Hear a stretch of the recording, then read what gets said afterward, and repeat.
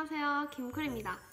오늘은 임용고시 1차에 대한 이야기를 해보려고 하는데요. 제 채널에 물론 2차를 보고 합격까지 하신 분들도 있지만 1차를 준비하는 분들도 많더라고요. 그래서 아마 임용고시 컨텐츠 중엔 마지막이 될 것 같지만 오늘은 1년 동안의 제 짝스터디 이야기를 좀 해보려고 합니다.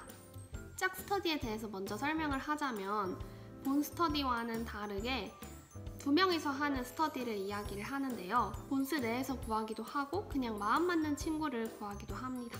그럼 바로 제 임용고시 1차 1년간의 짝스터디 기록에 대해서 들려드리도록 하겠습니다. 첫 번째 짝스.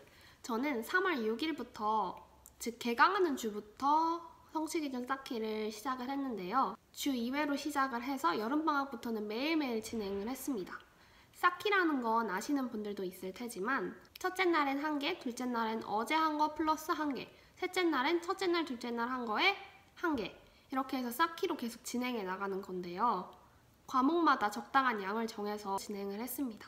쌓기가 정말 좋았던 건 잊을만 하면 다시 돌아오는 차례가 되기 때문에 잊지 않고 계속해서 진행할 수 있다는 점이었어요. 그래서 이런 점에서 전 쌓기 짝스를 정말 강력 추천합니다. 두 번째는 교육과정 짝스인데요. 얘는 실습 한 달 전부터 시작을 해가지고 시험 전날까지 진행을 했습니다. 제가 임고생일 때는 실습이 5월 중순이었으니까 4월 중순부터 대충 시작을 했던 것 같아요. 얘는 교육과정 미니북으로 진행을 했고 미니북 빈칸을 암기펜으로 뚫어서 보고 성취 기준은 타이핑을 했습니다. 처음에는 주 2회로 해가지고 5주 텀을 했고 9월부터는 매일 2주 텀으로 진행을 했어요. 이때도 힘들었는데 시험 한 달 전부터는 7일 텀으로 했거든요. 일주일에 한 번씩 텀이 돌아오는 식. 정말 지옥이었습니다. 못할 것 같은데 또 결국은 해내게 되더라고요. 마지막으로 시험 4일 전에 4일 텀으로 총 완성을 해가지고 끝냈습니다. 이렇게 정리하다 보니까 정말 오래 했더라고요. 저도 몰랐는데 오래 한 만큼 텀을 자주 돌려줬기 때문에 좋았던 짝스였던 것 같습니다. 세 번째는 바로 5월부터 시작한 강론 짝스인데요. 백구 강의가 조금씩 미뤄지면서 4월 초중순쯤에 강론 강의가 나오기 시작했어요. 근데 바로 스터디를 하기에는 중간에 실습이 껴있어가지고 실습 전에 한 과목만 하고 6월부터 다시 주 3회로 짝스를 진행을 했습니다. 개인적으로는 양 많고 엄청 어려운 강론 강의를 제일 마음 잘 맞는 친구와 함께해서 좋았던 것 같아요. 스터디라는 게 같이 하는 친구가 정말 중요하잖아요. 근데 어렵고 막 스트레스 많이 받을 수 있었던 이 강의를 제일 친한 친구와 함께 해가지고 그나마 좀 견딜 수 있었던 것 같습니다. 그래서 여러분도 스터디 메이트를 정할 때 내가 이 친구와 오랫동안 함께 잘 공부할 수 있는지를 잘 고민해 보셨으면 좋겠어요. 그 다음은 여름방학부터 했던 스터디인데요. 여름방학이 임고생의 꽃이라고 하잖아요. 이때 제일 많이 공부도 하고 실력이 제일 많이 오른다고 생각을 하는데요. 여름방학부터 저도 스터디 2개를 추가했어요. 교과교육론이랑 모형 스터디였습니다. 교과교육론은 원래는 본스에서만 하다가 조금 더 추가해서 공부를 해야겠다 생각이 들어서 추가를 했고요. 모형 스터디도 몰아서 안 하고 맨날 조금씩 하니까 너무 잘 까먹는 것 같아서 새로 시작을 하게 되었습니다. 이 모형 스터디는 거의 조금씩 통암기를 노력해보자 하는 마음으로 시작을 했는데요. 물론 힘들었지만 이 모형 스터디도 시험 전날까지 했기 때문에 조금씩 부담이 적어졌던 것 같습니다. 그 다음 8월부터 스터디를 제가 또 2개를 추가를 했는데요. 개인적으로는 제가 스터디를 많이 한 편이라고 생각을 하긴 합니다. 얘도 참고를 해주세요. 하나는 강론, 그리고 하나는 총론 플러스 내체표 스터디예요. 5월부터 제가 아까 했다던 강론 스터디 있잖아요. 그걸 하고 있었는데 교과교육론이랑 교육과정 같이 하던 친구가 강론도 함께 추가를 해서 해보자 라고 말을 해가지고 조금씩 추가를 하게 됐어요. 이게 원래 있었던 강론 스터디랑 겹치면 안 되니까 중간 진도부터 과목을 쏙쏙 넣어서 겹치지 않게 진행을 했습니다. 그리고 총론 플러스 내체표 스터디는 총론을 한번 이제 여름방학이니까 시험 다 왔다 막 이러면서 우린 이제 통암기를 해야 된다면서 통암기를 하려고 노력을 했는데 전 도저히 못하겠더라고요.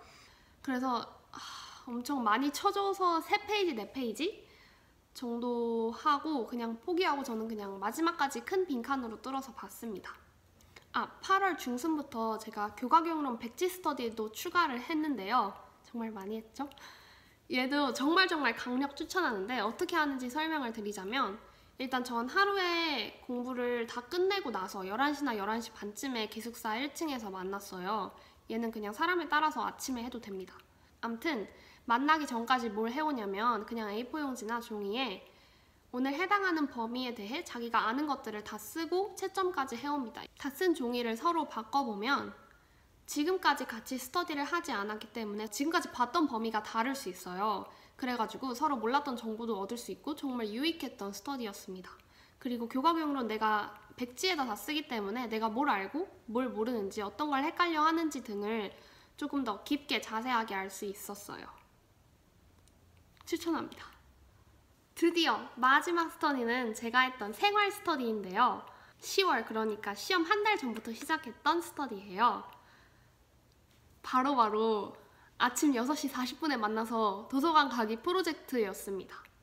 저는 뽀개기원과 함께 했는데요. 기숙사 1층에서 6시 40분까지 만나서 도서관에 가는 거예요. 근데 1분이라도 늦으면 학교 앞 카페에서 카페 모카 사기 이런 걸로 내기를 걸어가지고 진행을 했습니다.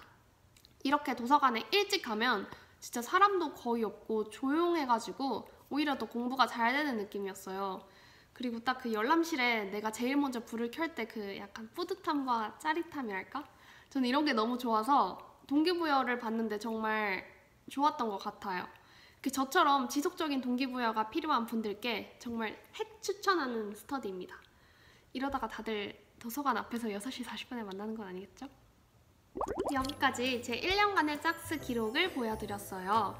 스터디는 정말 사람마다 많이 다르기 때문에 도움이 될지는 모르겠지만 제 방식도 참고해보면 좋으실 것 같아서 준비를 해봤습니다. 앞서 말씀드렸듯이 이 짝스 기록이 제 임용 컨텐츠로는 마지막이 될 것 같은데요. 다음 영상부터는 더 재밌고 저 김쿨의 이야기가 듬뿍 들어간 영상으로 다시 찾아오도록 하겠습니다. 오늘도 영상 봐주셔서 감사하고요. 다음 영상에서 만나요. 안녕!